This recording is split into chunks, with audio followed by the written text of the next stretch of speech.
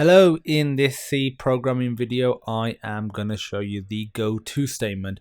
I just want to start this video off by saying the goto statement is highly discouraged in its use because it basically, encourages spaghetti code and it makes it very hard to trace when problems occur, and they will occur. So why am I creating a video on it? Because I want this course to be the most comprehensive, C course available, which, includes goto statements. But again, you've been warned, it's ideal not to use it. If you're using something small and maybe some test application, maybe that's fine. But generally speaking, definitely don't want to use it in big applications. So the goto statement, essentially you create a label and you use the keyword goto, and I'll show you in a second, to essentially just go to that, point in the code, and it allows you to go back as well. So you can almost kind of create like weird loop stuff as well, but you got for loops, while loops, do while loops, and that sort of stuff, so you don't really need it.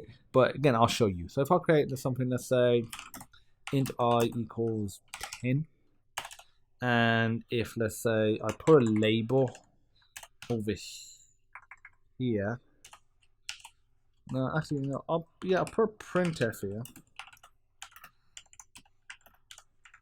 I want to say before check, and I'm going to say if I is equal to 10, then we'll go to somewhere and we'll put the label up here. And so you name the label, and let's say if we say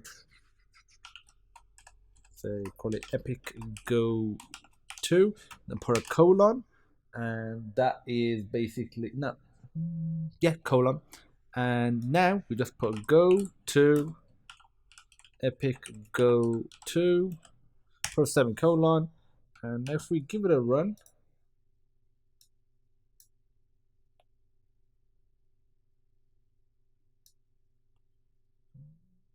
forgot the semicolon there. Save that, give it a run again.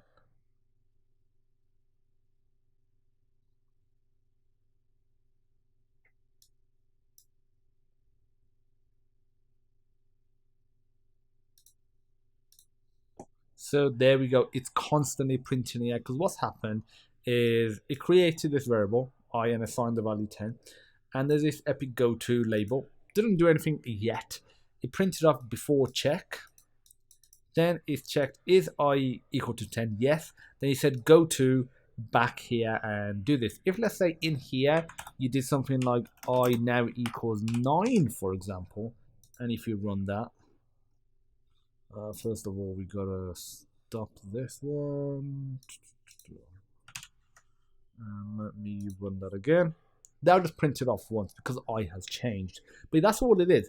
Go to lets you jump to any part in the code, and the label could be, afterwards as well.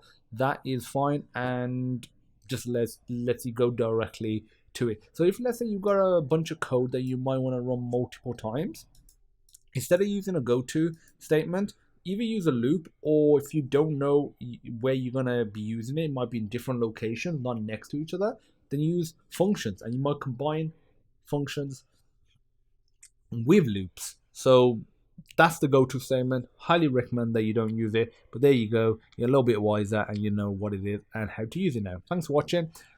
Feel free to check out the source code. There's a link in the description to the GitHub page. There's another link in the description to the Discord page. Welcome on to the group. You can post in the programming channel if you have any questions, and I'll see you soon. Bye bye.